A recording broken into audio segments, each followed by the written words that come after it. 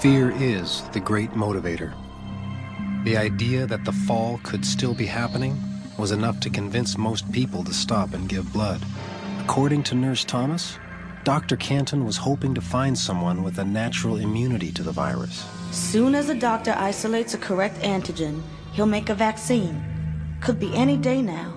Nurse Thomas was Dr. Canton's greatest advocate. Said she was lucky enough to have met him before the fall.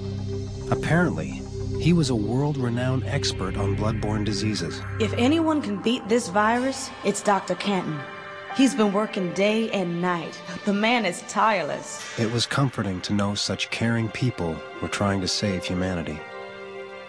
And not only that, they offered every volunteer food and shelter for the night. Wasn't a big fan of hospital beds myself, but I'd learned never to turn down a meal.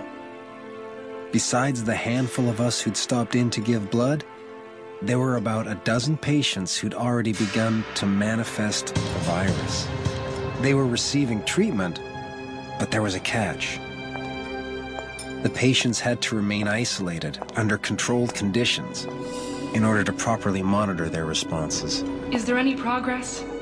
Is he better? I'm sorry, Mrs. Murphy. I wish I had good news for you. Please, just give him this. Made it hard if you had friends or family waiting on the outside, not knowing if you'd come out alive. Mr. Schumacher, I'm afraid I have some bad news. Your blood test indicates you're starting to manifest the virus. I couldn't believe it. I didn't feel any different. But the nurse said I'd probably notice symptoms within the next 48 hours. She invited me to stay with the other patients until they either found a cure or I succumbed to the virus. I told her I couldn't stay. I just wanted to get home while I still had the strength. If your family survived, Mr. Schumacher, they're susceptible like anyone else. When we find a vaccine, you can take it back to your family. If you change your mind, Mr. Schumacher, just let me know. Sooner we get you on a treatment, the better. Fear is a motivator, but it's also contagious, like a virus. I could see it in the eyes of everyone at that hospital. I felt paralyzed, incapable of moving or even making a decision.